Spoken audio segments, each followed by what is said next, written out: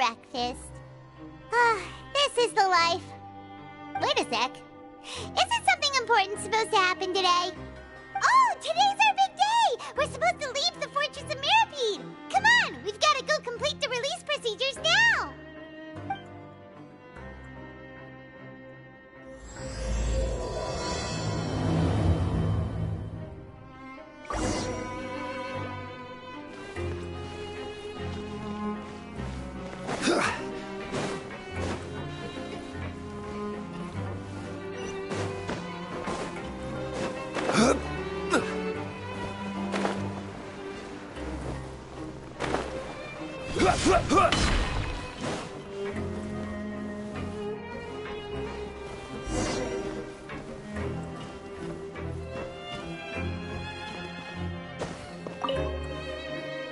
Please, sign here. This document will be effective immediately upon signing, and you two may exit the Fortress of Mirapede via the regular channels. It's been so long since we've been to the surface. Let's hurry up and... Huh? What's happening?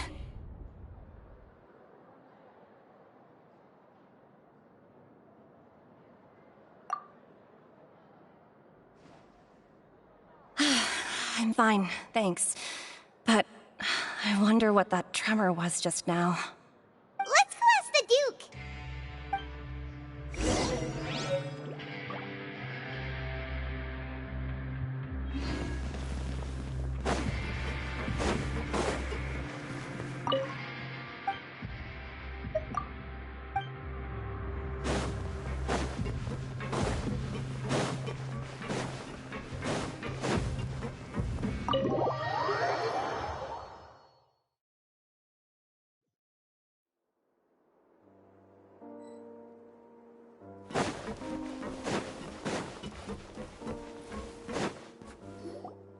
Your Grace?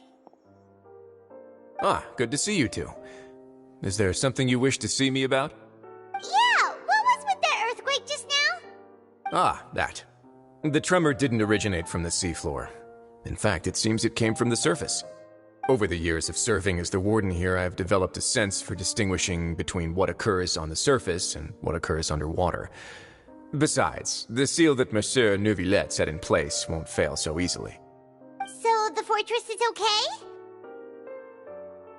If you recall our last incident, if there really were a problem, there would be crowds of inmates in a panic right now. Huh, you've got a point. Okay, seems we need to get back up to the surface and ask about what happened. By the way, do you know what day it is today? I believe today is this month's pipe cleaning day. Wait, seriously? Ah, yes.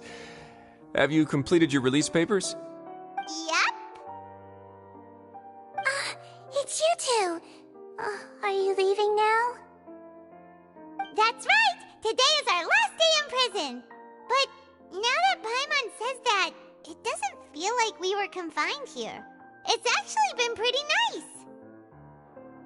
Oh yeah, Paimon feels fond of this place now. Then be sure to come back and visit. I'll miss you. If you've signed the release papers, then you're free to go. The guards will escort you out. You're not going to see us off? I knew you'd ask. All right, sure. Let's go. Well, you actually agreed. No worries, you must be busy. Paimon was just joking. Ah, so you do have a polite side, I see. After being down here for so long, I imagine you must feel like you're lacking companionship. Shall I come along too? Yeah, don't worry, we'll come back to see you. Paimon really likes the cafeteria here. The chefs sure do know how to make good grub. I hope you won't be here as convicts the next time I see you. We'll do our best to stay out of trouble. Well, it seems our work in the Fortress of Mirapede is finished. That's the end of another chapter in our journey. And since Neuvillette was the one who asked us to come here, we should probably go report to him now. Next up, the Palais Mermonia. You're going to see Monsieur Neuvillette? Please pass on our kind regards. I'm sure just your regards will do, no? I believe it would be the polite thing to do. You're right. I've heard the Palais has been terribly busy these days. Tell him that I hope he hasn't been overwhelmed by the recent string of troubles.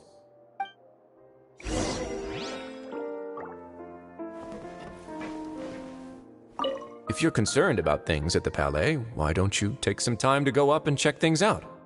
I believe you should still have some vacation time to spend. Thank you for being so understanding. It means a lot. It's been some time since I've gone to the surface. I must say that I've started to miss it a little.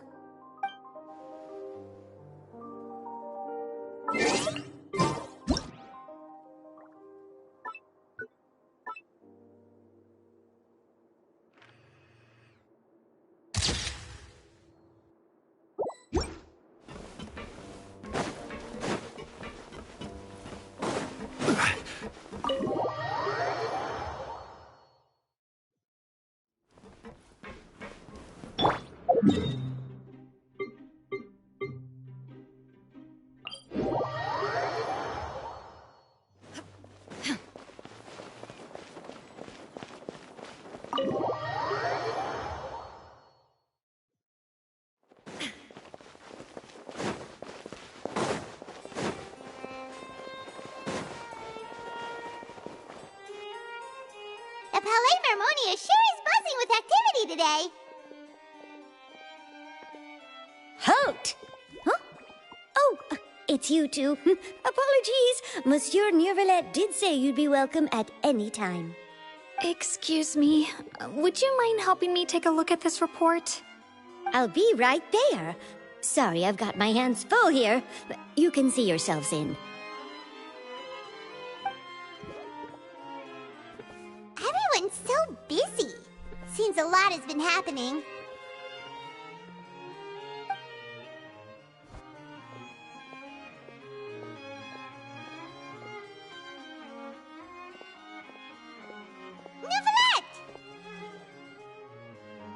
Hello.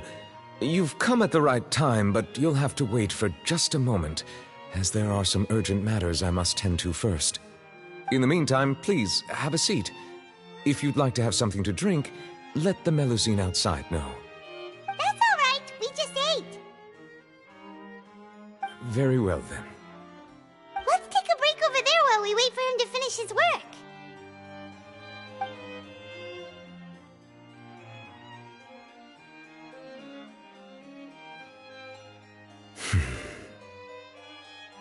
All right. That should wrap things up for now.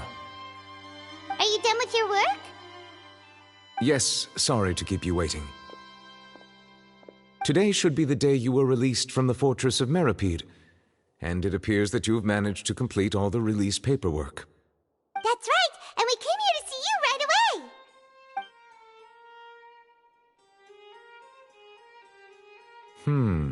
A massive whale. Do you have any idea what that might be? Judging from your description, that cannot have occurred in any ordinary waters, but rather something like the primordial sea. A whale of that size and shape cannot usually be found in the waters of Tevat. Therefore, we can only assume that Child is presently immersed in primordial seawater. Immersed in primordial seawater? But how? And is he okay? Most people wouldn't be capable of entering in the first place. I'm not completely sure how he could have gotten there myself. Yes? What is it? Ah, right! Paimon felt it too! We asked the Duke and he said it wasn't from underwater, so we figured you might know something about it. It turns out that I have just received a report about this particular matter. In fact, that's exactly what I was busy with a moment ago. The source of the tremor was here on the surface near Poisson. After the shaking stopped, the water levels in the Poisson area rose at an alarming rate. The water levels rose? Oh no! What about all the people there? Fortunately, the water levels only rose for a short period of time and have already returned to normal now. However, I still have a bad feeling about the whole phenomenon. If the change in water levels is connected with the leaking primordial seawater, then the situation in Poisson may be much worse than it appears. Navia should be in Poisson, right? We need to go check on her! I would also like to go there as soon as possible, but I'm afraid I can't leave just yet. We must immediately formulate disaster prevention plans for the surrounding coastal areas to avoid potential catastrophes. I'll have to ask you two to go to Poisson first. I'll meet you there to check on the situation once I finish things here. There's no time to lose! Let's get going! Please be careful.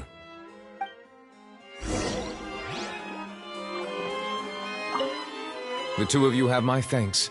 If you need any help, just let me know.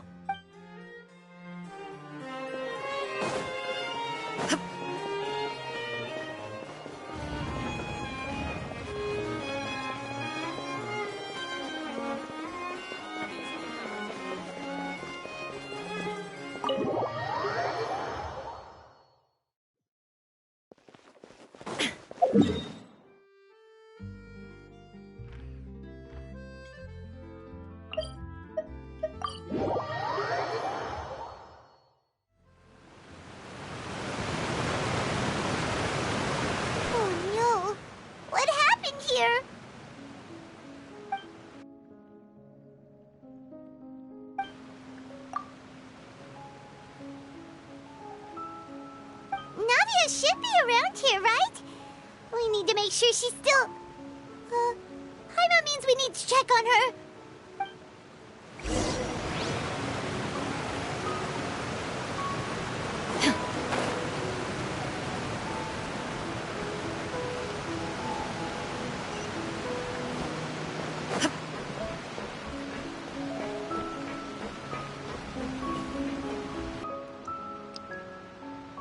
We haven't seen a single soul all the way here. Oh, this is getting scary. What will I ever do now? Look, there's someone on the roof over there. Just stay put! We're coming up! Watch your balance! All right, just hurry!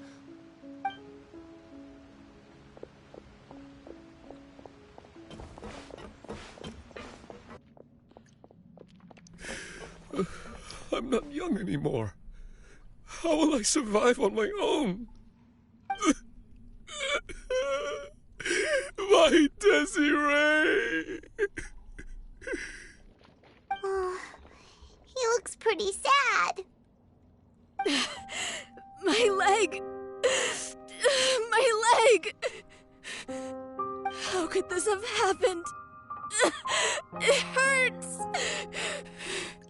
Just hang in there. Help is on the way. You can hold my hand if it makes you feel better.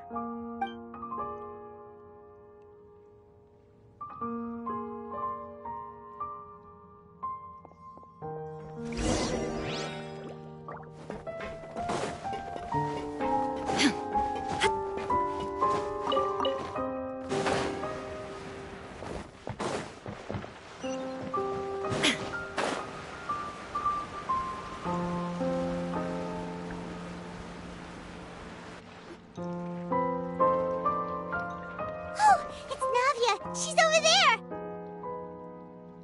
Hey, Navia! Are you okay?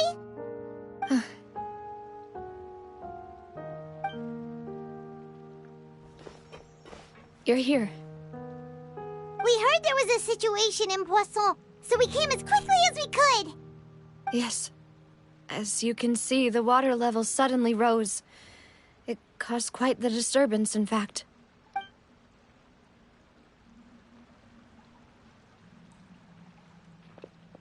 Demoiselle! There was a wounded resident next to a building southeast of here. We've already transported him to safety, but we've run out of medical supplies. He's wounded? How badly? He fell, so it's probably a broken leg. He's pretty shaken up. When the water level rose, he desperately climbed up to the roof. Once the water receded and he saw the ground, he became terrified and eventually... He jumped down then. Find the leader of Squad 1 and tell him to take the wounded resident to see a doctor. He should know where to go. Understood. I'll take over his search and rescue mission in the meantime. All right, you'll be in charge. I'm sorry. Where were we? The situation in Poisson? Ah, right. Allow me to explain. A little earlier, we suddenly heard a loud noise. At first, everyone thought that something might have exploded in the waterways. But before we knew it, water started pouring out from everywhere. The rushing water seemed a little odd, almost like the unique color of primordial seawater. Some people didn't realize the danger and thought it was just ordinary water, leaking from somewhere. Everyone on the street who happened to be close to the water didn't have a chance to escape. As the water levels rose, they suddenly disappeared. They were all dissolved. Those who realized what was happening started to flee in a panic, desperately trying to get to higher ground.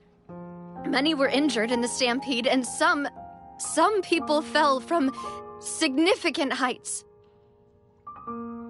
The Spina di Rosula initiated rescue operations as quickly as possible, but there have been a lot of casualties.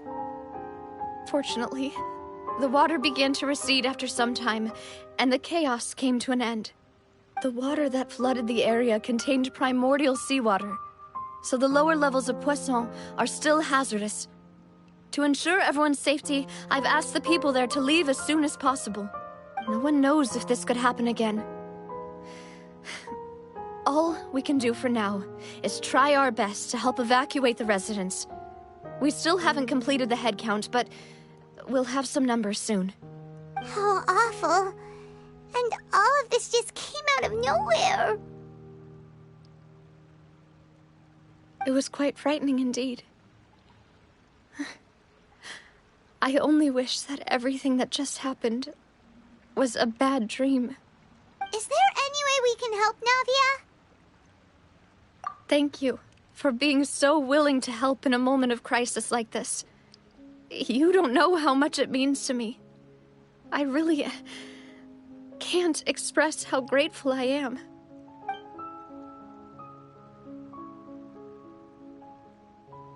Don't say that, Navia. That's what friends are for.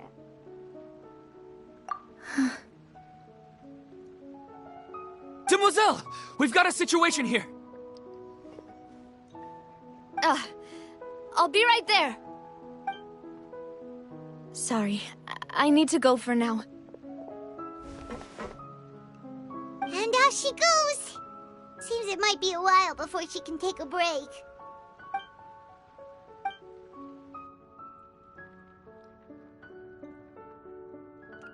Okay, the wounded are being tended to, and we finished a preliminary head count. More support has just arrived, so I suppose I finally have a moment to focus on my own matters. Of course, we should remain ready for anything, and continue doing our best to rescue others. I'll be sure to have everyone at the Spina di Rosula ready to render assistance. Traveler, Paimon, would you two accompany me to my father's grave for a moment? Huh? Right now? Thank you.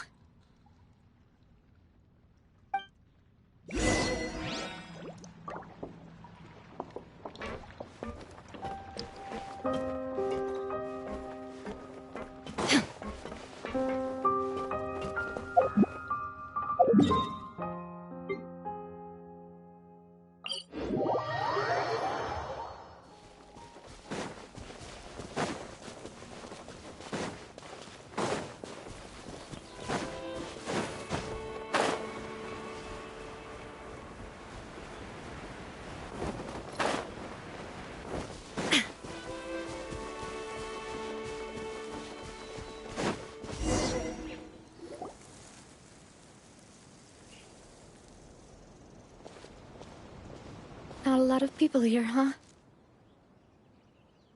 Well, given the time of day and the whole situation in Poisson, Paimon doesn't think there'd be a ton of people here visiting graves. Right. That's how things are now. The living are so exhausted that they've no strength to spare any words for the dead. Navia?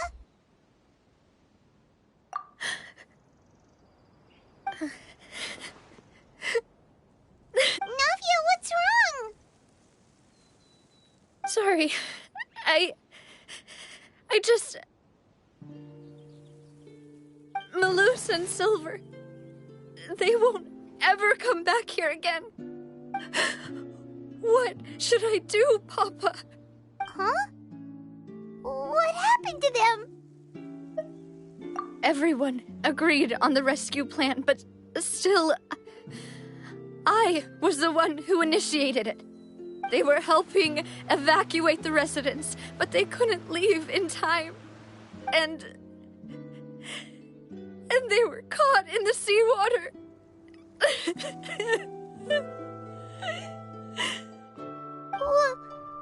What should we do? I've known them for so long. And I know they weren't afraid. But I could at least hold a funeral for my father. And I know where he rests. But as for Malus and Silver, they're just gone. I just can't.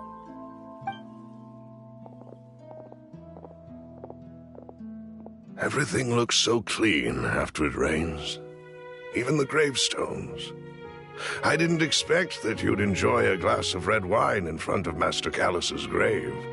I can understand. Besides, the scenery here isn't half bad.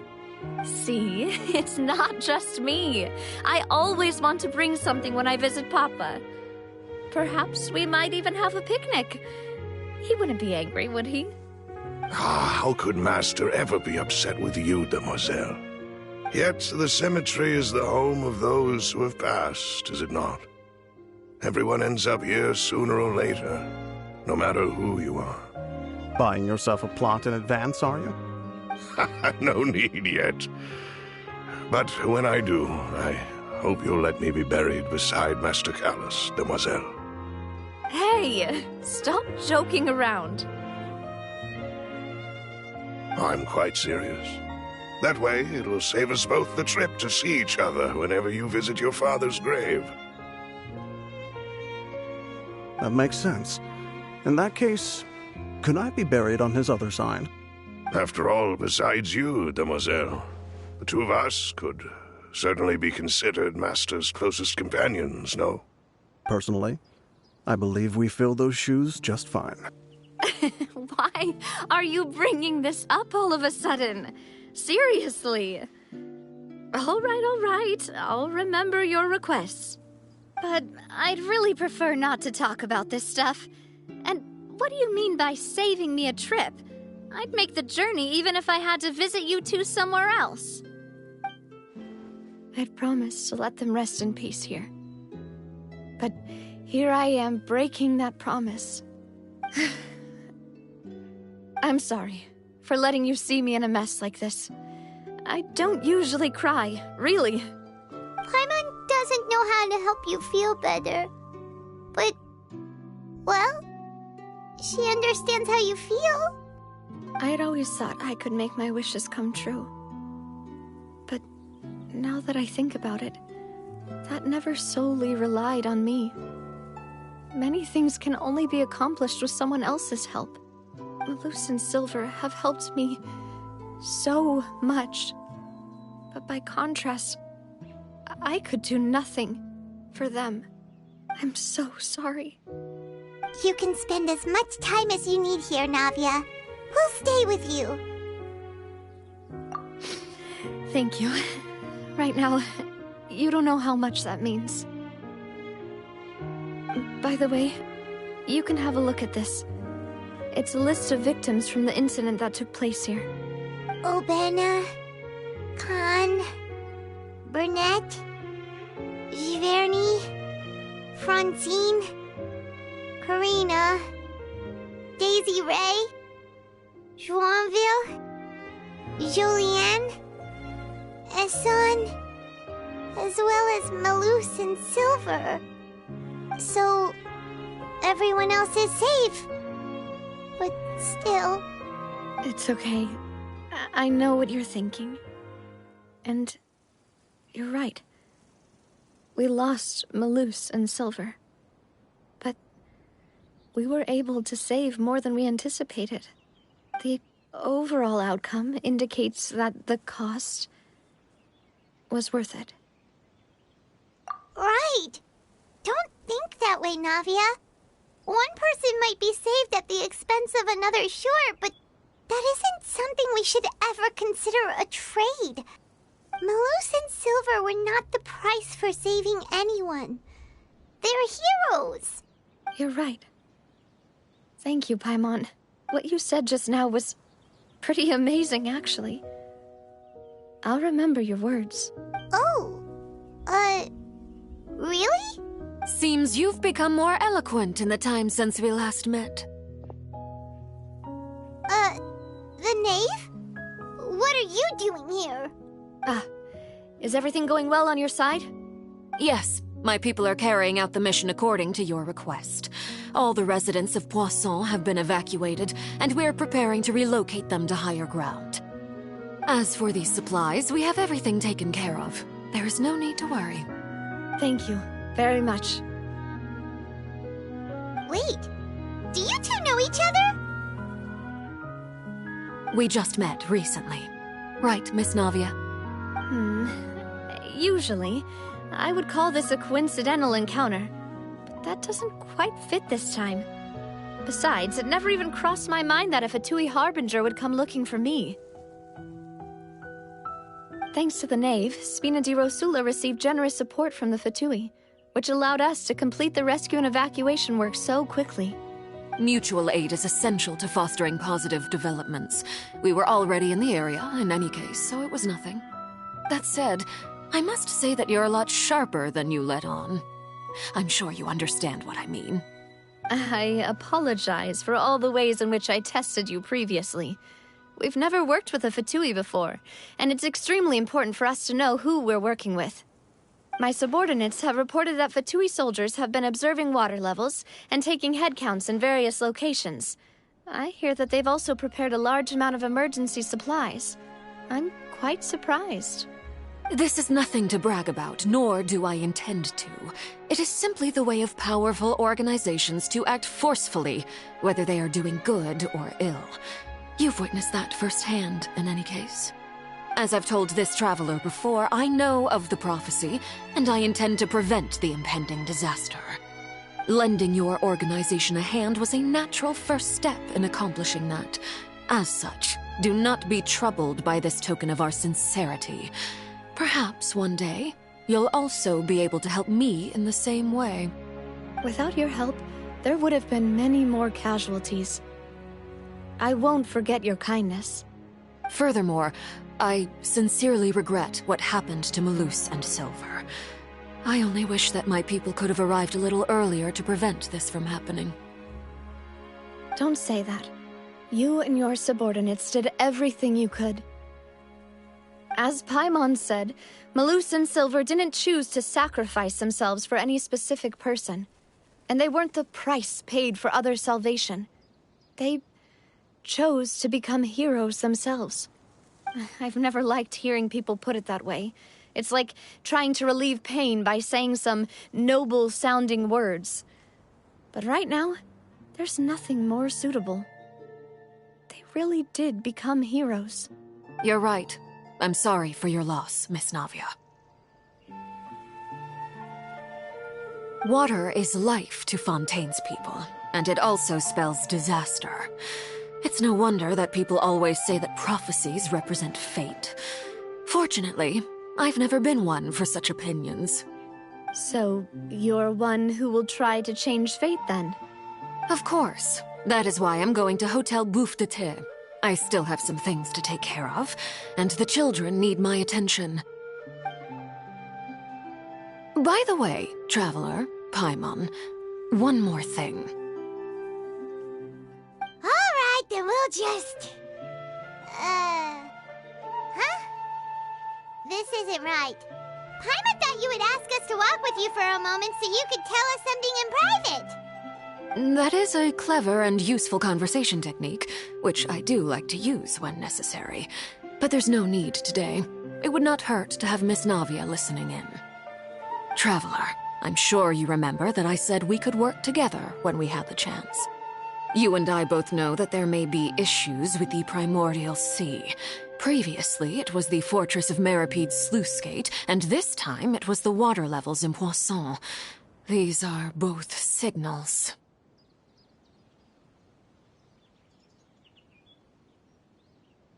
Indeed. Allow me to share the latest intel I've received from the House of the Hearth's intelligence network with you.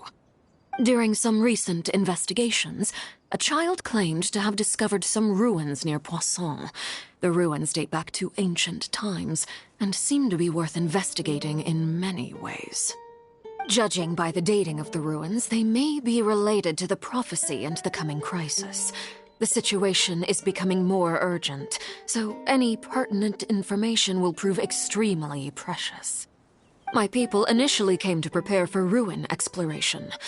Unexpectedly, this disaster struck, and at present, we're all busy prioritizing the rescue effort. So that's why the Fatui were already in Poisson. I wanted to take the children along, but unfortunately, Linny, Lynette, and Fremine have all been dispatched to higher ground to assist affected residents. Linny told me that outside of the house, the person they trust most is you.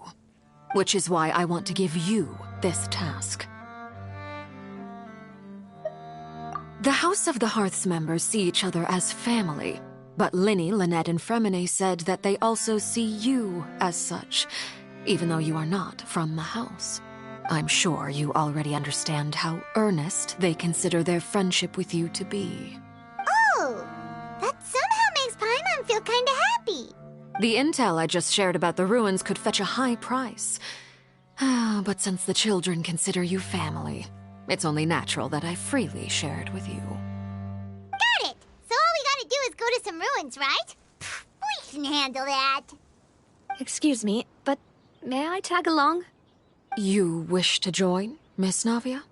But are you sure you're up to exploring some ruins? You need to rest.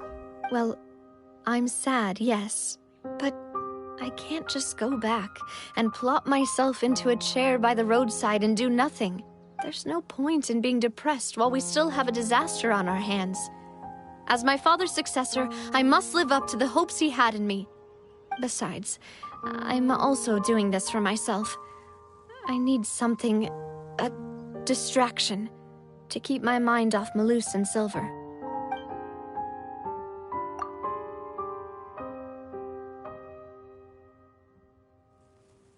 Since you put it that way, I have no objections. What do you say, traveler? All right. The ruins are to the south of Poisson. Here's the map. Okay, the three of us will handle it. Come on, let's pack up and get going.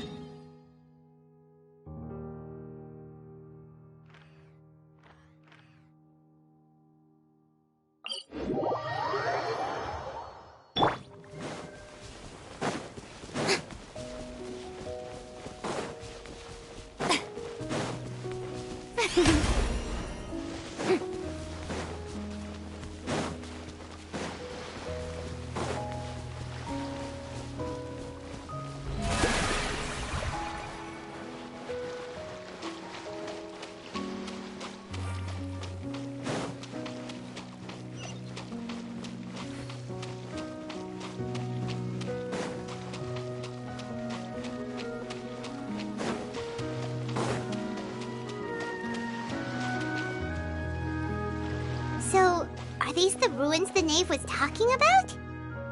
They seem to be pretty ancient, all right. Let's go in and have a look. Just be careful.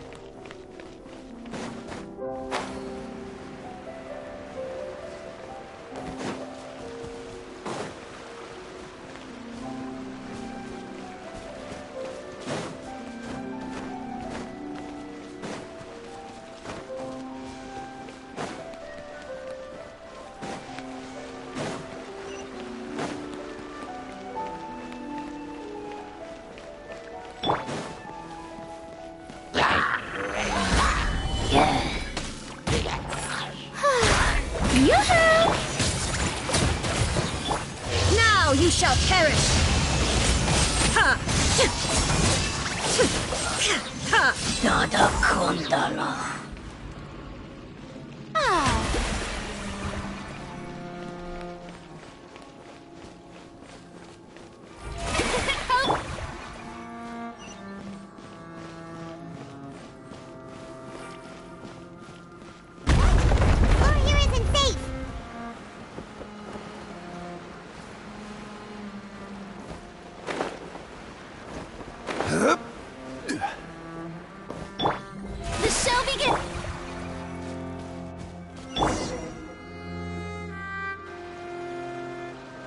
This place has also been contaminated by primordial seawater. Yeah. And a lot of it, too. A Fontainian would most likely dissolve the moment they fell in. Right! You can't go down if there's primordial seawater. It's too dangerous, and it won't be any help for you to just stay here. Don't get by my wrong. We're not saying you're useless. It's just that... No, you're right. I can't do anything in this situation. I'll leave this to you.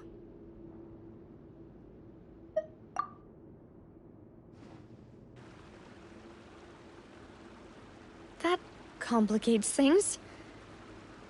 Maybe the only way left is forward. In that case, do you want to wait for us here? The water levels here are unstable, and there's a chance the water will rise. So, staying here wouldn't be safe either. I'll go together with you. Perhaps we'll find the exit just up ahead.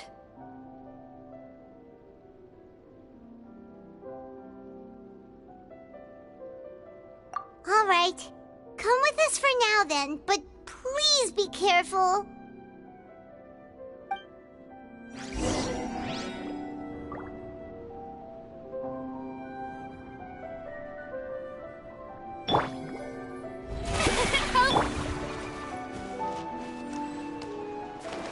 Oh no, it's a dead end! Let's try climbing over from the side.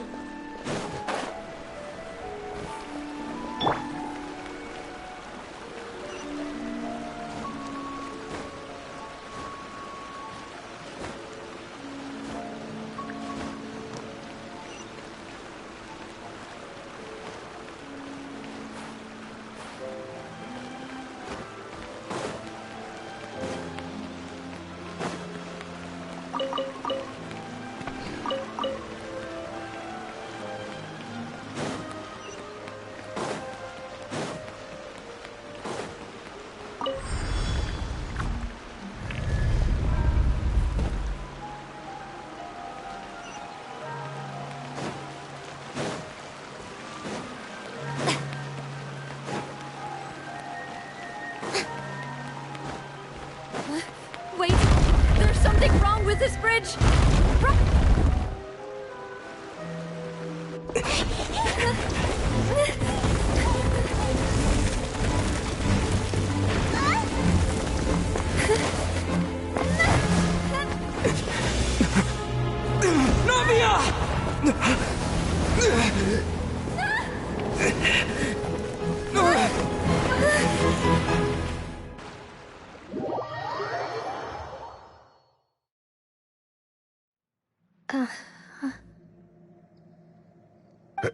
Demoiselle?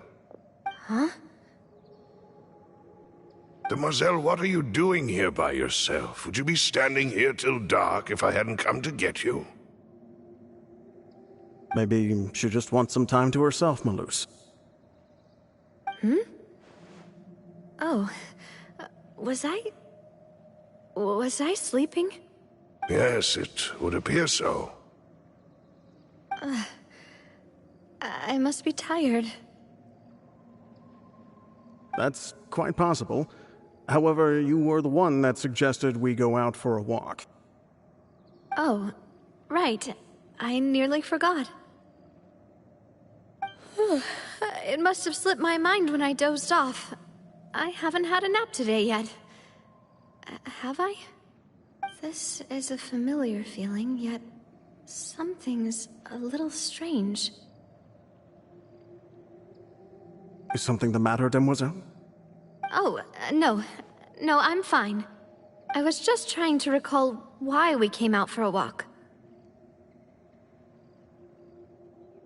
Do you remember Mr. Giverny? He'd requested our help before with foreign merchants who had a debt dispute with him, and we'd resolved the matter not long ago. We were headed to see how things were going with him at the moment.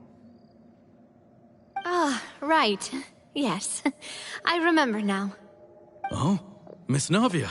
Ah, Mr. Malus. And Mr. Silver, too. It's good to see all of you. How have you been? I've been great. Thanks to your help, those bothersome merchants finally realized that I wasn't the one they were looking for. Why, I wasn't even the guarantor for that person. They were knocking at my door day and night. Even my neighbor, Obina, was getting fed up with them. Sometimes force is required to calm someone down and get them to listen to what you have to say. That's right. Oh, by the way, Burnett, what was it that you wanted to give to Miss Navia again? Oh, yes. One moment, I have it right here. Miss Navia, these are some flower seeds that I prepared. Please take them. They're a very good variety, and they'll become very big and beautiful once they bloom. I don't know what we would have done without your help, so this is a little token of our appreciation.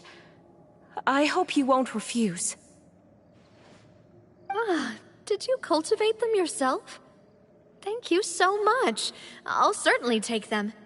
Malus, we do still have some empty flower pots at home, right? Why, we can have as many pots as you'd like, Demoiselle.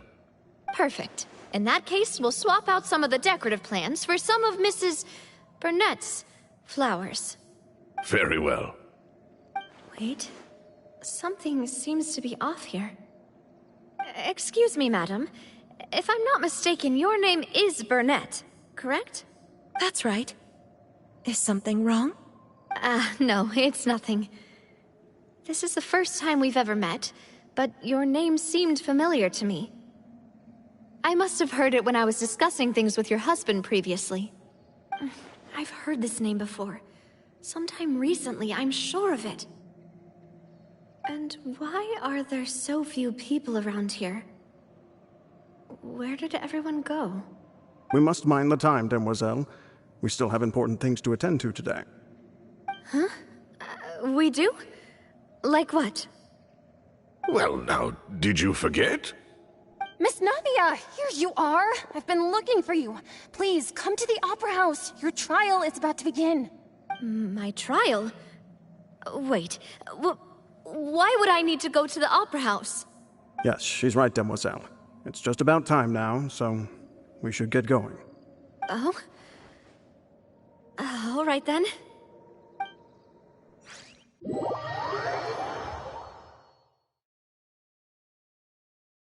Look, it's Navia! She's here! And her two attendants are with her! Goodness, everyone's finally here. There sure are a lot of people here to see the trial. And they all seem to be oddly excited about something. I even know some of these people. Karina, Desiree, Joyville, Jolien, Essen. Why are so many people here? And why do I have no recollection of this case? And as for the judge... huh? Where's Monsieur Neuvillette? Please sit in the defendant's seat. Don't worry, Silver and I shall accompany you. All right. But are you sure you can stand behind me? Typically, it wouldn't be allowed, but today is an exception. Hey, what kind of place do they think this is? Come on, do they have any idea what they're doing? Seriously. Enough with the whispering! Could someone please tell me where Monsieur Neuvillette is? And why I'm standing trial? My dear Miss Navia, Have you not yet realized what you've done?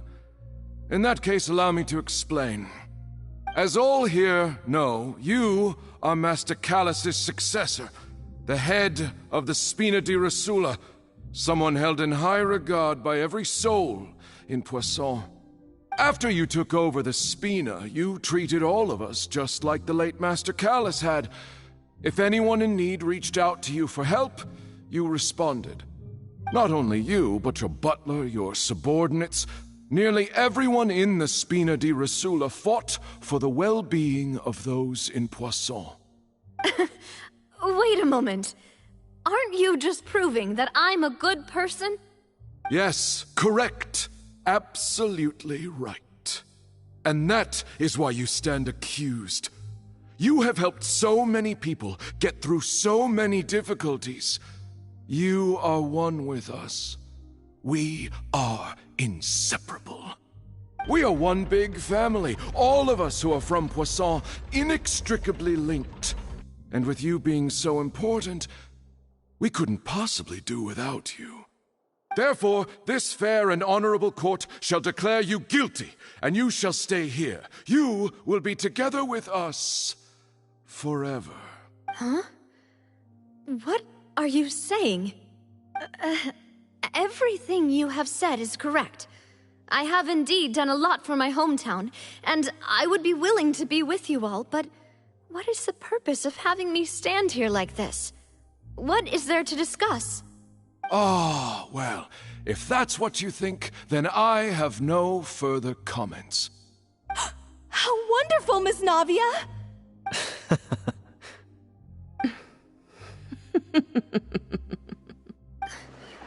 I know all these people. Why are they laughing? I seem to remember now. Yes, I get it. This trial is... Wait just a moment. This isn't right! Malus? What was that, Mr. Malus? Our conclusion is very clear and unanimous. Let the court judge her now. She's guilty!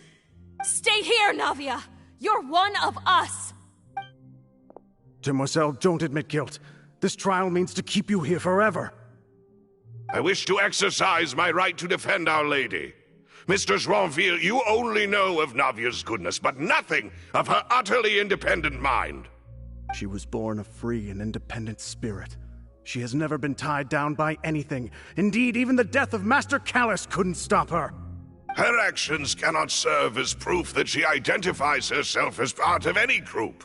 She merely acted as an individual, extending her hand to help others. Please do not mistake her actions as being otherwise. Really? As an individual, you say? Don't forget, we are all Fontainians here. This is the nation of justice, the nation of Hydro. Even if Miss Navia only voluntarily rendered her assistance, that doesn't change the fact that her beautiful soul must return to everyone. Water accepts all, blends with all. It will surely accept her kindness. Everything is measured here in the nation of Hydro, and in the end, everyone shall meld together. Thus, when a unanimous opinion emerges, that opinion represents justice. Now I speak for everyone. Our opinion is consistent. Navia should stay. We and Navia are one. And you would call this justice? Preposterous. You are merely jealous that Demoiselle still has a chance to exist as an individual. Have you forgotten how much you all once longed to become individuals, to become independent? Do you mean to defy our justice? If your justice is flawed, then why should we acknowledge it? As you said, we can also have our own justice. Silver and I shall defend Demoiselle. And that is how we will enforce justice. Ugh, my head... it hurts. Demoiselle! Silver, it hurts. My head is spinning. All I can see is stars swirling in front of me. I remember now. everything that seemed odd from the very beginning. Karina, Desiree, Joyville, Jolien, Essen, and Mr. Giverny and Mrs. Burnett, who we met earlier. Even Malus and Silver. I don't want to admit it, but they're all dead. Don't be afraid, and don't admit guilt. We will protect you to the very end. Absurd! Who are you to say that she cannot be judged? We are the majority, and in the nation of trials, the majority is absolute justice. We are the will of all. Don't let them escape! We shall keep Navia here with us! Mr. Malus and Mr. Silver, must you be so stubborn? How could the two of you possibly hope to stand against the collective? Do not resist. This judgment is fair and just. Navia belongs to us. After all that happened, she should not be left alone in Poisson. What are you saying? No more excuses! He says we're jealous. Jealous? How could she possibly be an independent individual? What's with these people? Who's jealous of her? She belongs to us! Miss Navia, she... Silence! That's...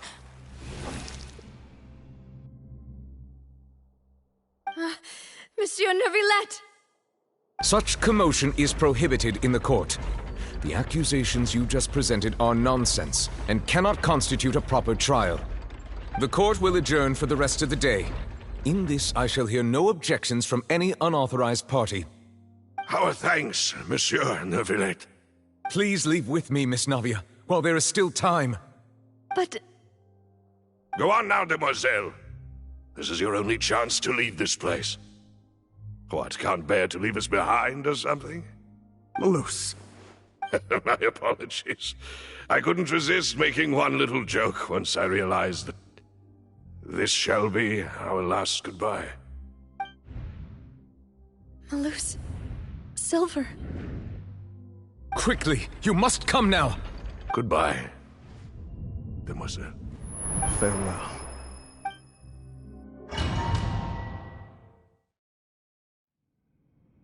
No, wait! Just a second! Navia? You're awake. Good. I must have been dreaming. Malus and Silver were still alive, and they were defending me at some insane trial. It looks like you're all right. Did all the sad feelings cause you to have a nightmare? Paimon could give you a hug. The ruins you were exploring suffered a cave-in. When I arrived, I found you falling toward the water. You were just about to be dissolved within, but I... What is it? I think I saw 2 Oceanids protecting you. It was only for a moment, perhaps even a fraction of a second, but they gave me the chance to retrieve you. Were it not for their intervention, I would not have been able to rescue you before your consciousness dissipated. Wait, did you say Oceanids? You mean like what happened with Vache? Perhaps those 2 Oceanids were the people you saw in your dream. I always told them that they didn't have to protect me. To think that they'd keep doing so even after death.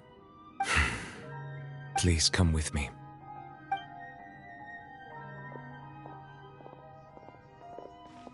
Neuvillette, are you okay? Oh, I am quite all right. Perhaps there's something we could chat about? Why do you look so stiff all of a sudden? Oh, Paimon knows. You're the type who feels awkward when there's nothing to talk about, right? I merely thought that we should give Navia some time to herself. Huh? Why didn't you just say so then? Don't you think it's even more awkward to call us over like this and then have nothing to talk about? I suppose so. Ah, Sigewinne. I hope all is well with her these days. Her work in the Fortress of Meropide has not been too much for her, has it? No way! Don't worry. She's doing fine down there. She's an amazing head nurse. I see. Well, that is good. I have always worried that Sigewinne would need a lot of time to understand the world of humanity, just as I have. Oh, and the Duke also says hi! Even though Sigewinne made him do that. He hopes that you haven't been overwhelmed by all that's happened lately. Thank you. I have indeed been busy lately, and I also hope that everything is going well in the Fortress of Meropide. He still doesn't know what to talk about. Let's chat about something else then. So, Neuvillette, you're probably quite the swimmer, huh? Yes, of course. This isn't going anywhere. Let's try something else. How did you find these ruins? Did the knave tell you? Yes, in fact. I had arranged to meet you in Poisson, but when I arrived, I discovered that the Fatui were helping the residents evacuate. They had even transported a large quantity of supplies to the area. Amid my astonishment, I ran into the knave, and we had a chat. She informed me that she had asked you to investigate the ancient ruins here. Yeah, we originally planned to meet up with you, but we thought you might still be busy with all those official documents. We didn't think exploring the ruins would take very long, and who would have thought you'd wrap things up so quickly?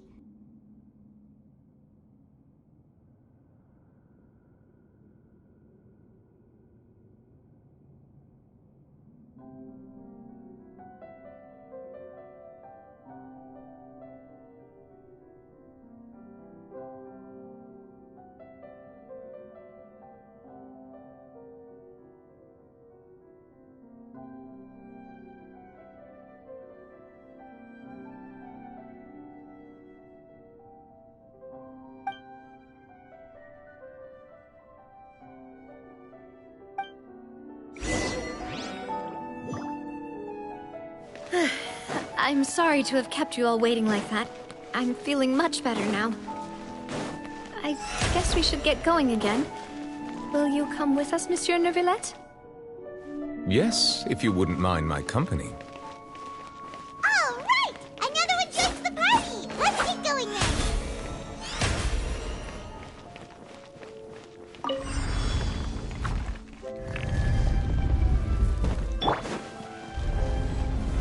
Solidify! Yeah. The show begins! I see everything! There is no escape!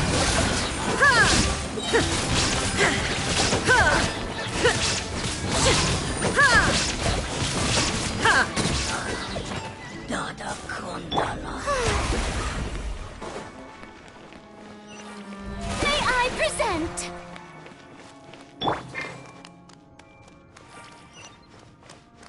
Oh no, another unstable path. Watch your step.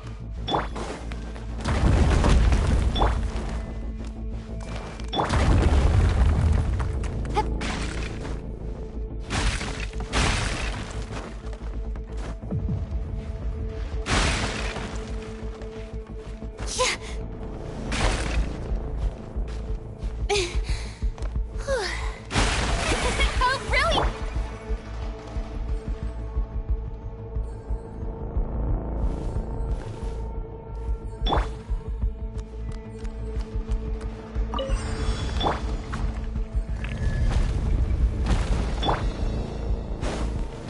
Gather!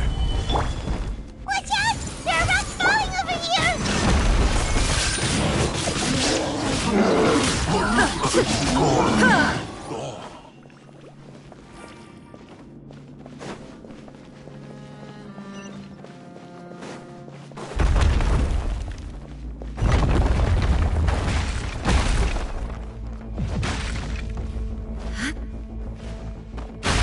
Seems we're almost at the top. Keep it up!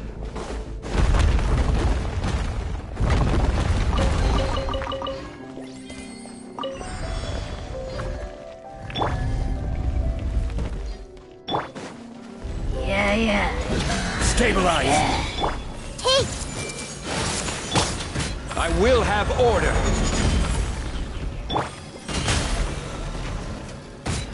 Let my name echo in song! Torn to oblivion!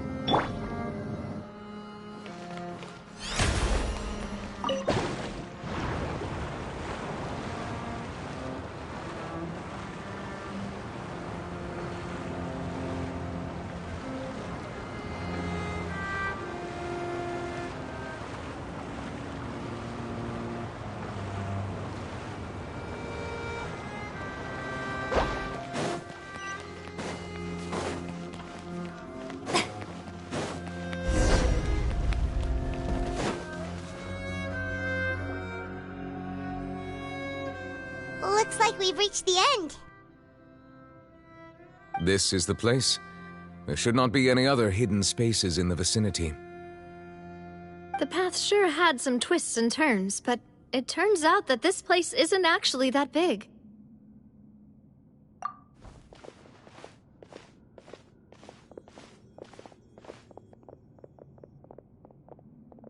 Stone slates.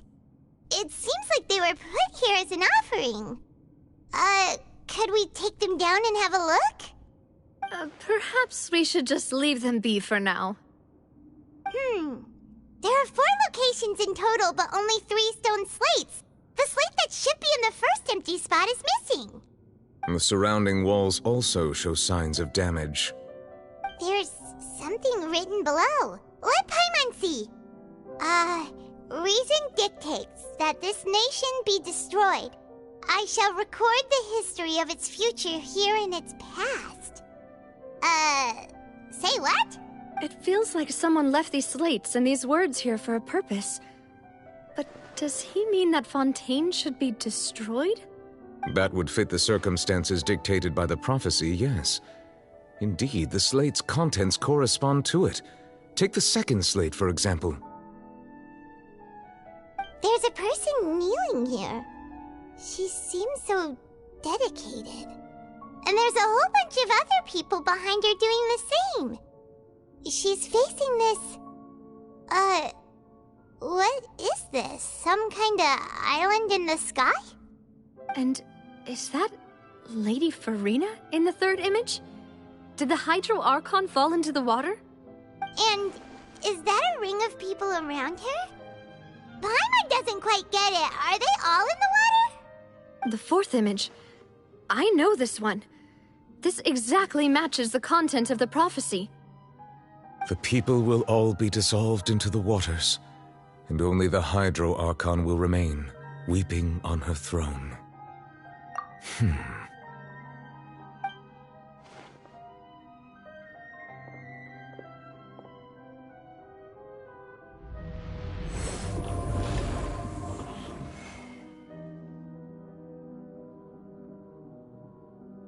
More information should be hidden in these slates, but I fear I cannot easily uncover it, most likely due to us missing the first slate. I am very sorry. Don't blame yourself, Monsieur Neuvillette. Deciphering ancient stone slates isn't one of your duties. Ooh, Paimon's getting the chills just looking at these slates. This says that it's the history of the future, right? That means the prophecy's sure to come true. I really hope it doesn't mean that. Still, Paimon feels like these images are kind of weird when you look at them together.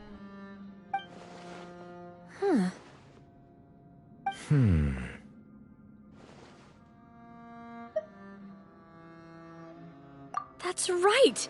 If the images are in chronological order, shouldn't the fourth, the waters drowning Fontaine, come before the third, where the Hydro Archon herself falls into the water? And yet the order is reversed here.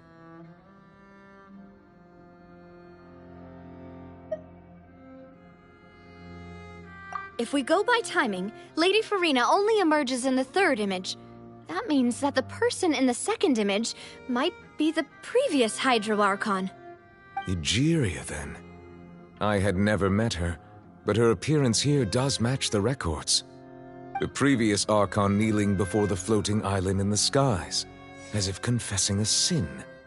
Did she herself commit that sin? And if not, why would she be in such a posture? Also, I'm still wondering why these ancient stone slates are here at all. Judging from their contents, could this place be the origin of the prophecy? Does that mean that someone, or some people, once saw these slates? But who would have created these slates and left these words here? It seems that any further clues will have to come from Farina. In that case, there's no time to lose. There's nothing else to be gained here, so let's head back first. Yeah, we better get somewhere safe for now.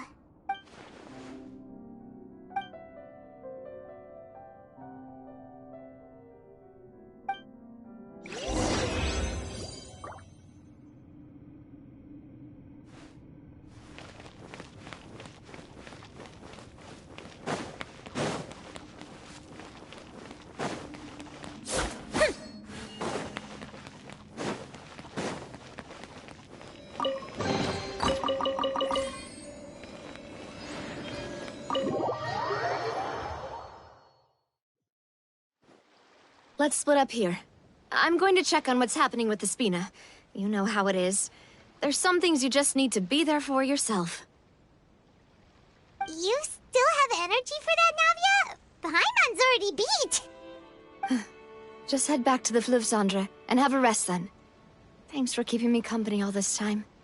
I'll depart as well. Thanks for your hard work today. Rest well, everyone. Traveler, I will go talk to Farina tomorrow morning to ask about the stone slates. I'm sure that you're concerned about this matter as well. If you have time, drop by my office. I will share the results of our discussion with you. Are you really gonna talk to her about this directly? Will that be a problem? Paimon's getting a little scared now that it's come to this. She has long been harboring secrets and will not give them up easily, which makes it all the more my duty to ensure that she understands the present situation. Alright, we'll leave it in your hands then. You're probably the best person to talk to her anyway. I will be carefully considering my words tonight. Traveler, Paimon, our safe house at the Fluvsandre is always open to you, as ever. So please don't think you're an imposition. Alright, I'll be on my way then.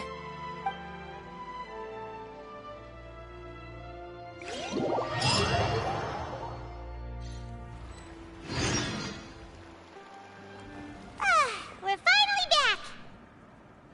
Welcome back. We've got a special menu prepared for you two tonight. Yay! And there's good food too! Navi, no, the boss is the best. Ooh, desserts! Nice! These are all Paimon's! Paimon's already starting to forget what happened today. Oh, that voice. Is that who I think it is? Huh? It's you two. What are you doing in Fontaine?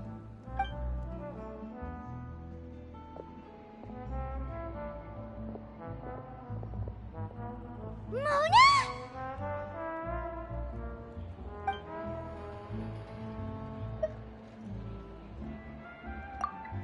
Seriously, nobody just uses a scry glass whenever they've got time to just see who they'll meet on the road. Still, we didn't expect to see you here. Wait, you're not a Fontainian, are you, Mona? Well, I have some business to attend to here, so I booked a hotel in the city. I was just out for a stroll when I bumped into you. Quite unexpectedly, if I might add. Why did you think I was from Fontaine, though? Is that because Magistus doesn't sound much like a Mondstatter surname? Yeah, let's go with that. Well, I used to have my own surname, which was, well, some other thing. Either way, the old hag told me when she took me as her disciple that the first step to being a great astrologist's pupil was to change that name. There was nothing for it, really. She really is amazing at astrology, so I changed my name to what it is now according to her wishes. To my surprise, however, Magistus is not the name of some ancient house or clan. It isn't? Nope. Although it is used by us in place of surnames, it generally just means great. Wow! Imagine including a boast in your name. Wait, are you gonna have to put that into your genealogy as well? I reckon so. In any case, I'd give my disciple a name like this as well, if I were to take one. Astromancer Barbeloth Trismegistus. Whoa, that's a long one. Does it also mean great or something? My name means Mona the Great Astrologist. As for the old hag, hers is, in plain speech, the thrice-as-great Scholar of the Stars. Just take it as a title specific to astrologists. Thrice as great? That's so petty. I know, right? That's just how she is. She used to call herself Magistus, actually, but when she took me in, she changed her name to Trismegistus. Talk about excessive. Magistus is thus the calling card of our school, so to speak, which makes it about the same as a surname. It's all right if you don't get it. You can look into it further should you need to study astrology more deeply. That sounds terrible! But anyway, you're not Fontainian, are you, Mona? You're from Mondstadt, right? Well, I was born in Mondstadt, yes. My parents migrated to Dorman Port, and I traveled with the old hag for a while, after which I settled down in Mondstadt City. Oh, that's a good thing then. At least we know you won't be dissolved by Fontaine's waters. Speaking of that, I'm sure you're aware that a bunch of things have happened here in Fontaine, right? I know you're not a local, but I'd avoid getting too close to any water that looks strange all the same. There's something ominous about it. Well, the water, I mean. That was the main reason, yes. Just a while back, the Steambird invited me to take part in a panel and speak about the circulation of the prophecy as an astrologist. The invitation was sent quite early on. I don't think anyone expected Fontaine to be in this much trouble. What do you make of that prophecy, Mona? Just tell us what you think as an astrologist. Your word would go a long way to make things more certain and less scary. What I can tell you is that I'm an astrologist, and that this prophecy concerns the fate of Fontaine, even that of all Tevat. Ascertaining this is akin to reading the fortune of the whole world. I'm afraid that this is not something that just anyone can do. If I could do it, you would no longer call me an astrologist, but a visionary. But on the flip side, the prophecy is so huge and powerful that it must surely come from a powerful visionary. Its contents involve the fate of the world. Disregarding it would be a mistake. A visionary? Sounds really powerful and all, but does such a person really exist? Of course. The old hag could do it, and I'd bet there are others amongst those Hexenzirkel colleagues of hers who could do something similar. Huh? Are you sure? All right, I'll help you. It isn't often that I see you with such a serious look on your face. I'll tell you once I hear back from her. Thanks, Mona! You're amazing as always! Oh, well, this is something only I can do after all. So yes, your praises are quite welcome. That's the greatest of astrologists for you! Of all the people we know, you know the star's the best! Indeed, indeed. That's the spirit. Oh, sorry. I came to see what all the commotion was about. If there's anything you need, do not hesitate to inform the Spina di Rosula. Oh, whoops. Guess we were getting a little too carried away there. Well, I'll go tend to my own business now. If I receive any news, I'll be sure to come find you two again. And there she goes, quick as rushing water. And here we are with the Spina guy giving us suspicious looks. If Paimon hadn't spoken for you, it'd be you getting all the weird looks. The things Paimon does for you.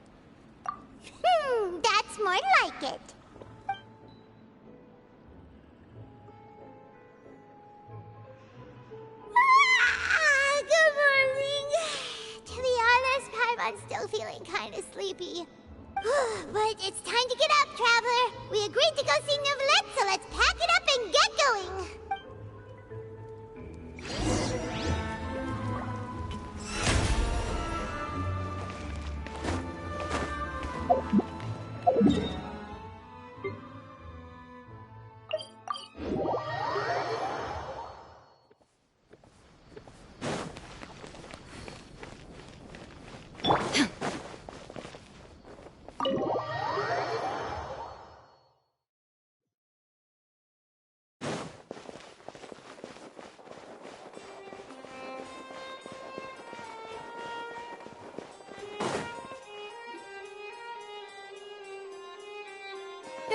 You're here!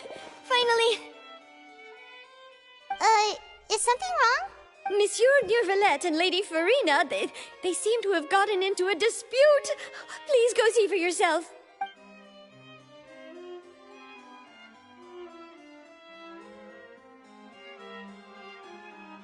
Like I said, I've already explained everything. And yet the problem has not been properly solved. There is little space for excuses between us. It is not my intention to offend you, but please, tell me where you stand. You are the Hydro Archon Focalor, are you not? Look at this. This is a list of the victims from the recent Poisson incident. You mean... they're all... We did not arrive in time to avert this disaster, and I will not have it happen again. I will say this once more. You must tell me everything you know. Yesterday, I found 3 stone slates in some ancient ruins near Poisson. Do you know anything about those? Seriously? You're questioning me like this is a court case now. I don't know anything about that. But you found them in some ancient ruins, you say? That's correct, which is why I came to ask you some questions. There should have been 4 slates, but one of them was missing. The other 3 feature different images that seem to correlate to the prophecy. The prophecy? The second of these slates depicts the previous Hydro Archon Egeria kneeling before a floating island in the sky, as if confessing something. Do you know nothing of this either? I don't. I've never seen such slates. I'll ask you again. Do you really have no information regarding the previous Archon? My deciphering of the slates indicates that the Hydro Archon Egeria once had to confess to, or apologize for, a certain sin. If anyone would know about it, it should be you. All gods don't have the same secrets, you know. She was herself and I'm me. Is it really so strange that I know nothing? I understand your concerns, but I'm sorry. I just don't have anything to tell you. Forgive me for saying this now, Lady Farina, but I have long known of your various secret investigations into certain matters. There are several indications that you have been investigating the prophecy on the sly. This is not strange in itself, considering that you are the Hydro Archon. But it is strange that you should also claim to not know any of Egeria's secrets, as well as do nothing following your inquiries. You have never been as superficial as you have presented yourself to be, nor are you a fool. And yet, your behavior is very inconsistent.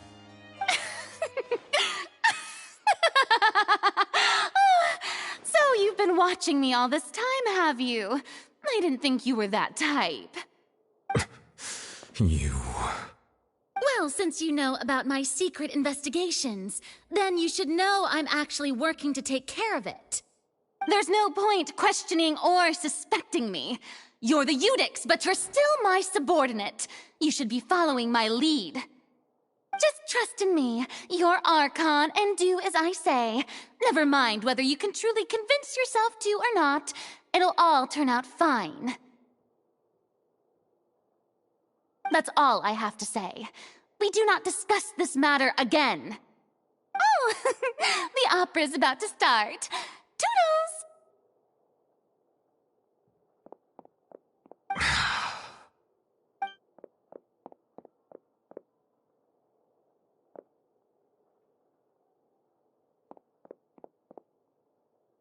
Did Farina not notice us standing by the door? Wonder what's up with her. She was smiling. Huh. She didn't seem in the mood to care if we were listening in or not. I assume you've been outside for a while now? Oh! You noticed! Seems Farina didn't even realize we were here. She was in a great panic, though I cannot discern the reason. Our discussion reached impasses time and again, a state of affairs that we cannot allow to continue. Still, I do not understand. Dialogue is the basis for understanding, so why did she keep refusing to engage?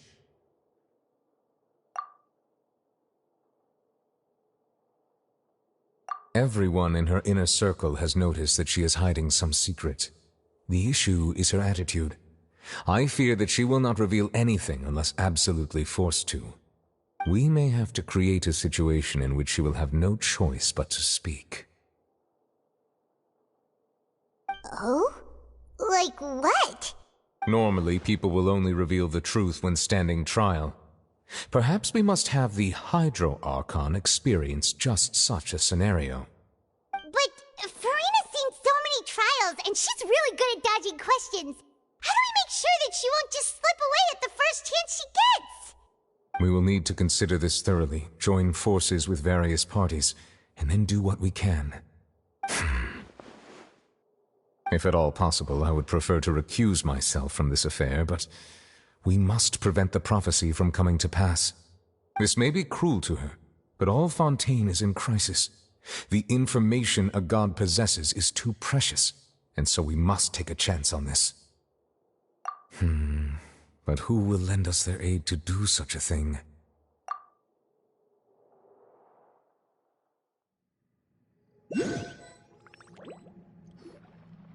Well, that's everyone, huh? Speaking of which, it was pretty smart of you to think of hiding here. Poisson was just involved in a disaster, so it's presently devoid of people. That naturally makes it the best choice.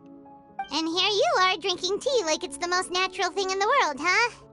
That's what family should do. Sit and enjoy a leisurely time together.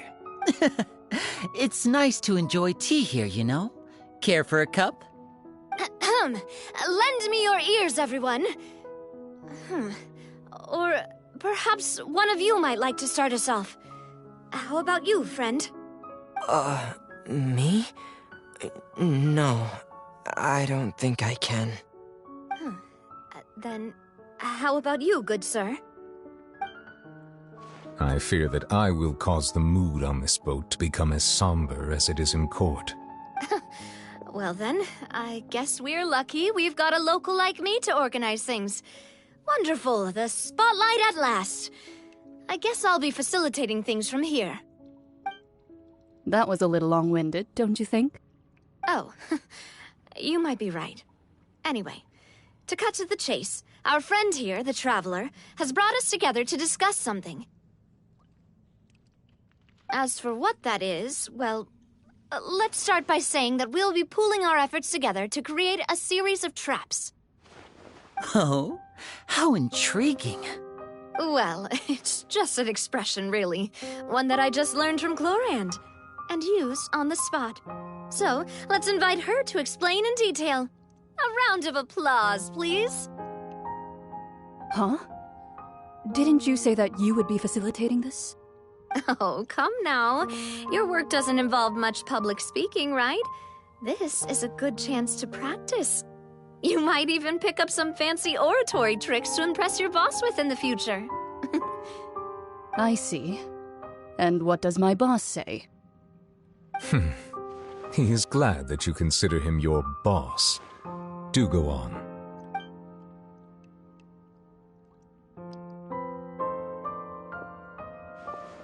In that case, do any of you have experience hunting?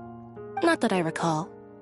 Fremine and I once used a wooden stick in a basket to catch wild rabbits when we were younger. As for Lynette, oh, right. You were sick that day, weren't you? I've also gone diving to catch some fish before. Does that count? I'm afraid not. You may or may not have heard. but Fontaine once played host to a group known as the Marechaussee Hunters. Though that was their name, they did not hunt animals, but rather various monsters left behind by the ancient dynasty of King Remus. Today, Fontaine's monster population has already thinned greatly, so the hunters have blended back into society, taking up arms in other lines of work. They even left a unique methodology of hunting in their wake. A trap comprises of the following components: bait, a trigger, and a containment device. Sometimes a lethal implement will also be necessary to deal with the prey. So, if we were to build a trap together, right now, what would you choose to build it with? For me, I would prefer something basket-shaped. Pigeons and rabbits will see the bait and naturally enter the snare. Our line of work requires a deft hand, and we're some of the best in the industry, so you can count on our techniques. You used some of those techniques while moving the people of Poisson, didn't you? My subordinates mentioned that you even performed some magic for the bawling children. Yes, and I even managed to gather some intelligence in the meantime. I'm quite the multitasker if I do say so myself. I'm afraid I can't claim that as my strong suit. I prefer more stable methods, like placing bait in the water and waiting for the fish to come within reach. That's the kind of method I would count on. Calm and steady. Exactly the kind of person who would catch loads of fish. And I can be their assistant. With discretion, I'm sure. I'd probably use some sort of mechanical animal. Papa once bought me some small clockwork squirrels, mice, and such. When placed in the forest, they can attract others of their kind. I remember that you liked those too, didn't you?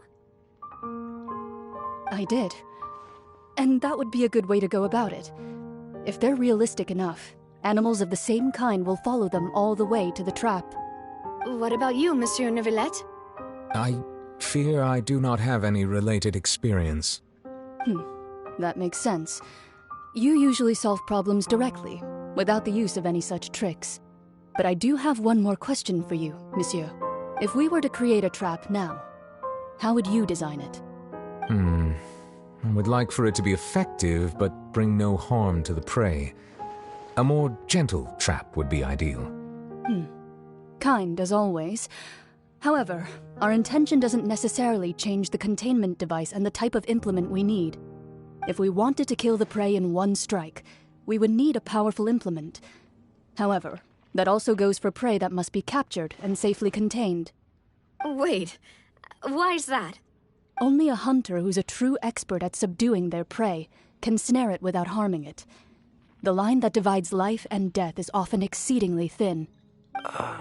So are we going hunting together?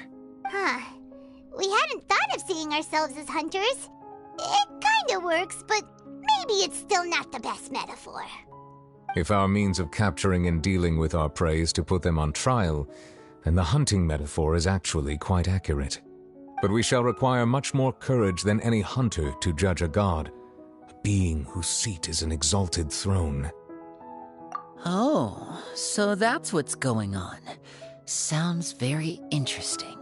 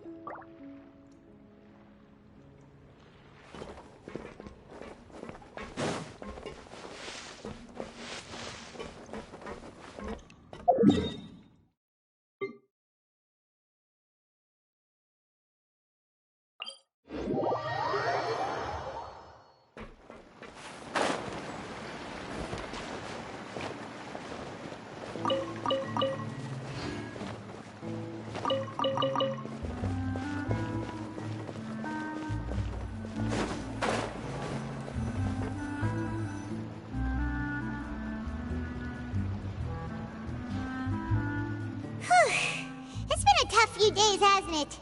So much has been happening. Paimon didn't think the meetings would go on for so long, but everyone seemed pretty fired up, huh? Paimon thought they'd be at least a little frightened. Well, Fremine was, now that Paimon thinks about it, but everyone else just looked a little surprised.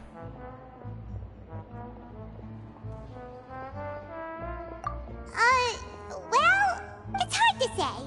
Paimon doesn't have any experience with this sort of thing.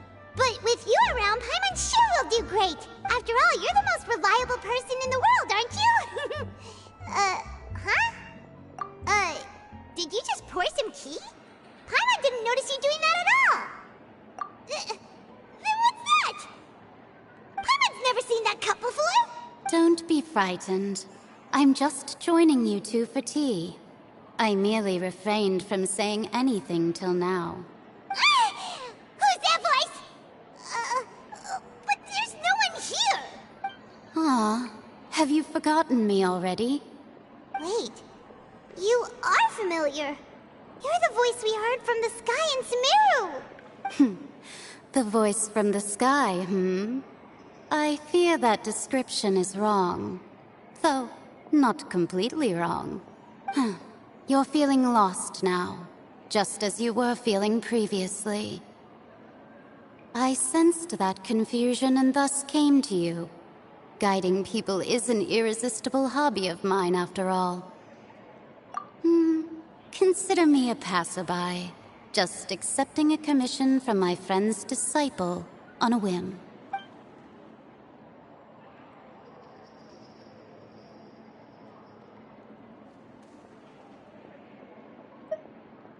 The prophecy. Yes, what has been prophesied will be fulfilled. You may view such things as the history of the future. What? Then is there any way we can stop it? I believe you have witnessed a failed attempt with your own eyes. Can everything in Teyvat so easily be changed? So you've caught on. Just as prophecies are usually only the future as seen from the perspectives of the gods, could things be happening in hidden corners where the gods' gaze does not fall? Are the things that you shall see different from the fate that the gods perceive? What is she talking about? It all sounds really impressive and important and stuff, but it also sounds kind of scary. I believe that you understand, right? Some things are insignificant, but others you must reach out to change. Ultimately, fate shall serve as your only guide, no matter what will happen in Teyvat's future. All you need to do is to play your part. This was good tea, by the way. Thank you for your hospitality. Well, that'll be all for today. The voice. It's gone.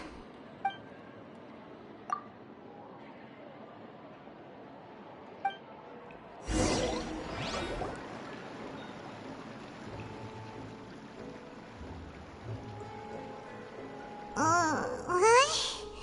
I want to hear someone talking. All right, coming. Hey, it's you who's getting lazy, okay? Well, I see I've walked in on some lively banter. Luna! Fine, just fine. I went to take part in that Steambird panel. It turned out to be more interesting than I expected. Not all Fontainians are pessimistic about this. One journalist mentioned that sitting around and waiting for the end to come would be wrong, and that they should make their own rescue preparations.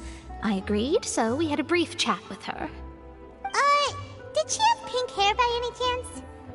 Why, yes! It was Charlotte. You remember her, right? That daredevil journalist? I'm in full support of her view. Prophecies are very important, but how can people allow their lives to be commandeered by just a few words?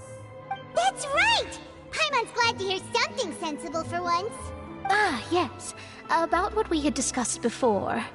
I did try, but I'm afraid I couldn't reach the old hag. I'll try again tonight, but I wouldn't get your hopes up. Huh?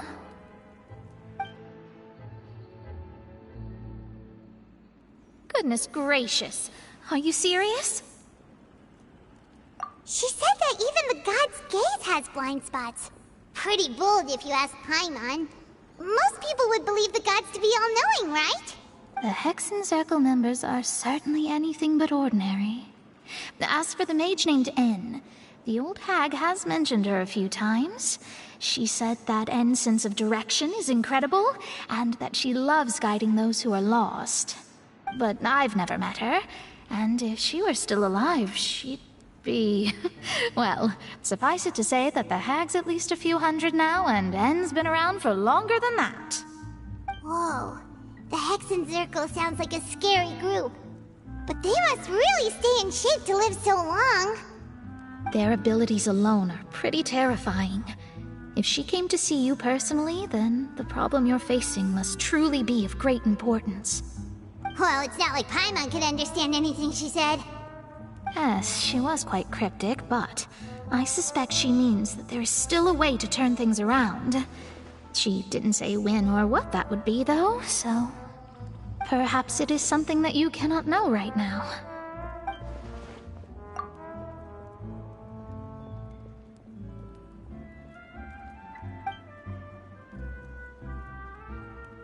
Traveler, Paimon, are you two all right? Oh, we're fine. We're just a little down right now. It kind of feels like the end is coming, you know? I see. I feel that same sense of desperation, too. I guess you could consider me someone who has often witnessed fate.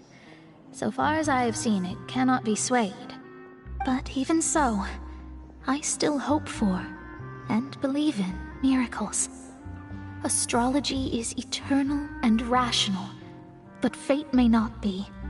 It is cruel, but it can also be beautiful.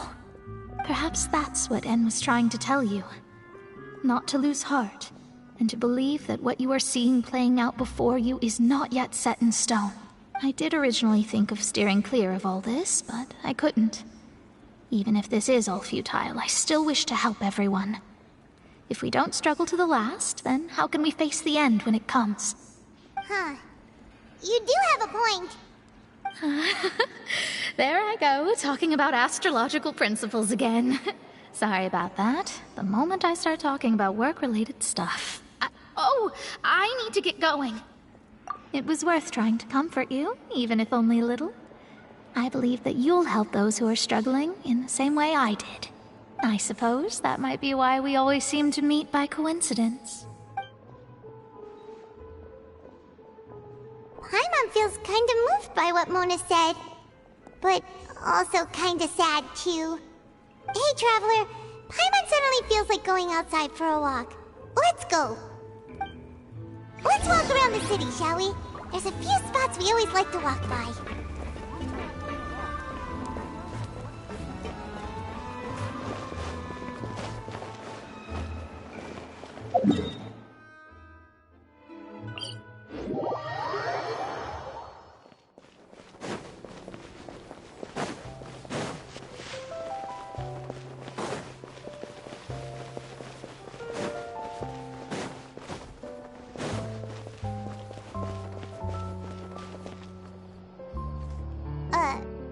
Huh?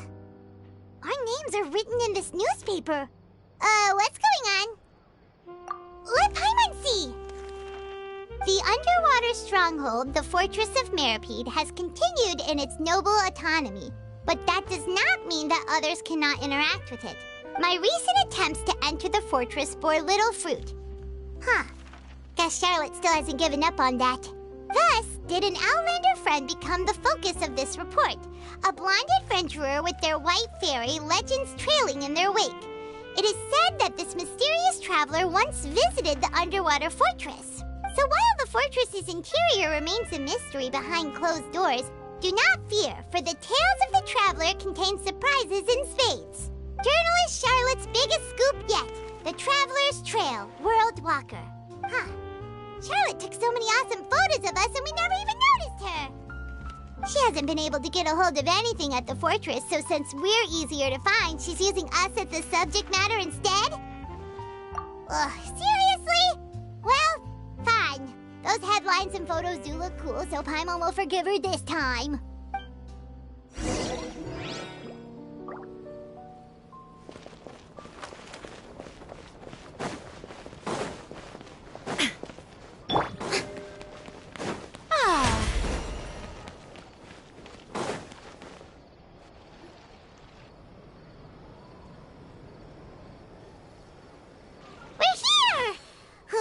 Paimon's hungry. Should we go in and get something to eat?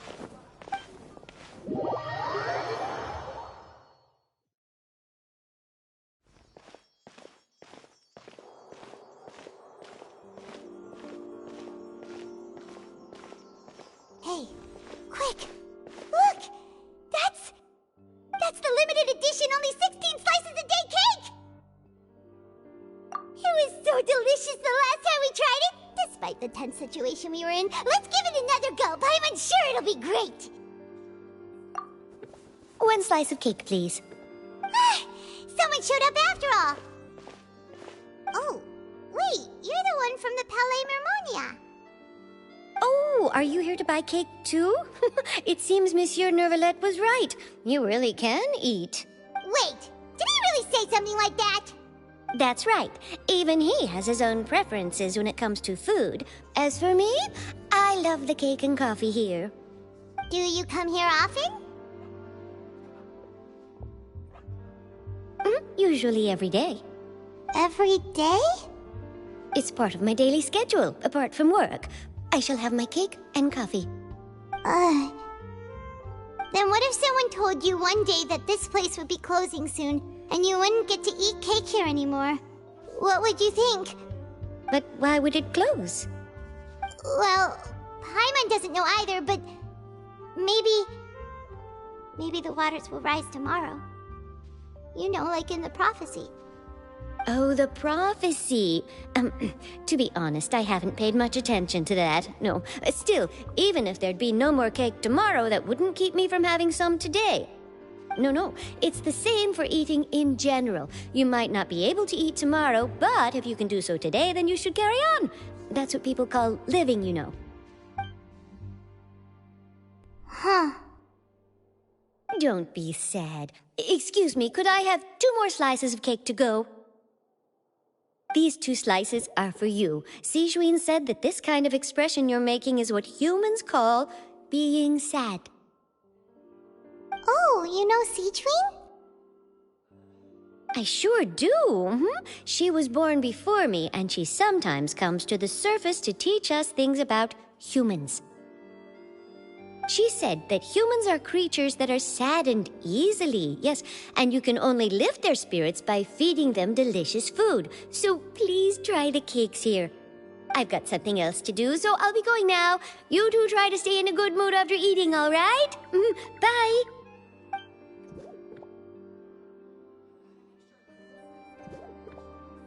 And there she goes. All right, let's dig in. I'm sure this cake will be delicious. It's more delicious than last time, and the flavor gets even better with a sip of tea. It sure would be nice if we could come again tomorrow. Sure would be nice if we could always eat delicious food here.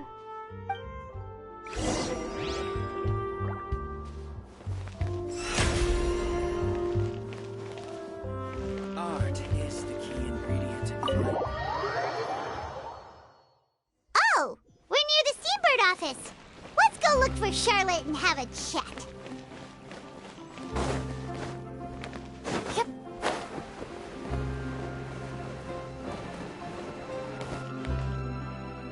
Wow! If it isn't the Traveler and Paimon! Oh, have you seen the article I wrote about you? Ha! You've got some nerve! You just used us to make some quick mora! Oh, you needn't worry about that. I heard that you were in Poisson some time back, so I sent you a letter to discuss just that. It appears you didn't receive it, though. It's all right, though. I've set aside the amount intended for you. I've even set the table with some food. Really? Oh, you're the best! You're almost a little too easy to win over, Paimon. If I were a journalist with ulterior motives, you'd be in trouble now, you know. Oh, Paimon knows you're not like that. Still, what brings you here all of a sudden? Were you looking for me? When Mona mentioned you, we thought of coming to see you at work. I see. It seems you've already bumped into Mona here in Fontaine. So she mentioned me? What did she say? She said that you're a real daredevil of a journalist. Nice. In which case, can this daredevil journalist dare to request an exclusive interview with the legendary traveler and Paimon? Huh? So your article in the paper today doesn't count? Oh, of course it doesn't. That was more like live photography. What I'd like to do is dive deeper and ask you to talk about the things you've seen and experienced.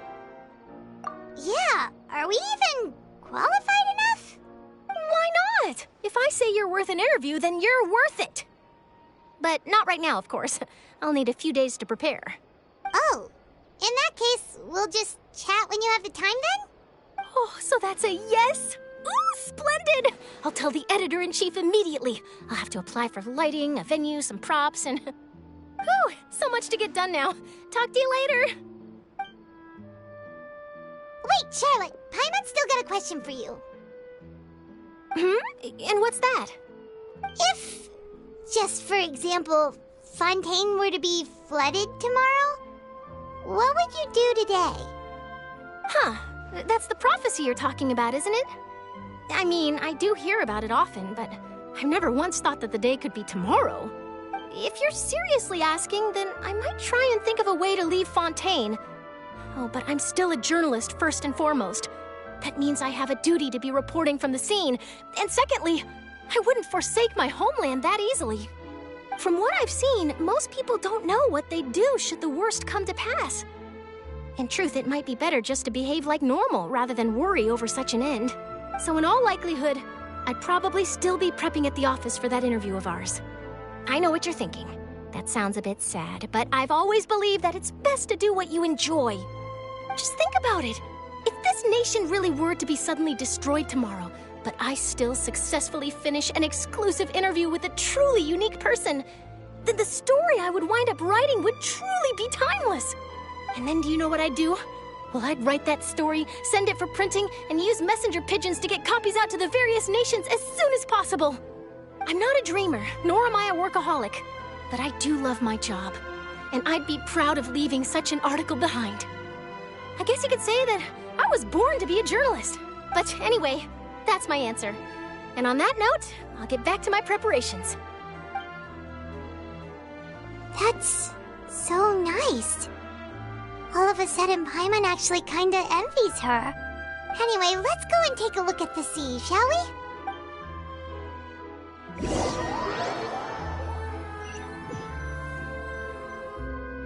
The sea breeze and scenery can be a pretty soothing combo, huh? Paimon's been thinking. If it wasn't Fontaine, but all of Tevat that would be destroyed tomorrow, where would we go and what would we do? No, Paimon should ask, if you could choose, what would you like to do?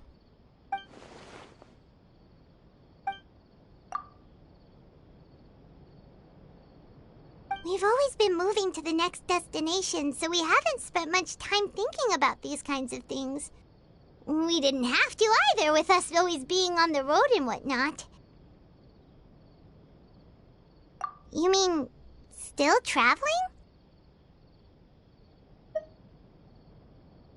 Huh. Wait, isn't that what we've always been doing?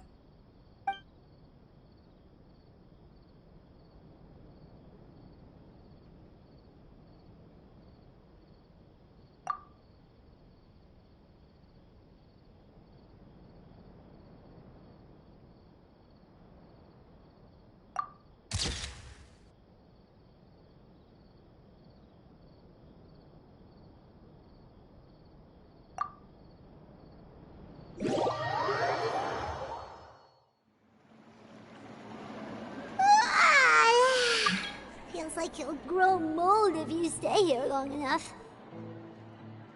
But it's still better than the Fortress of Mirapede, that's for sure. It's not only damp there, but salty too. Ah, so the two of you are still here. Wonderful. Oh, you're from the Palais Mermonia, aren't you? Yes, I'm Isadora. Monsieur Nervillet sent me to look for you two before. I heard that afterward you went to the Fortress of Mirapede.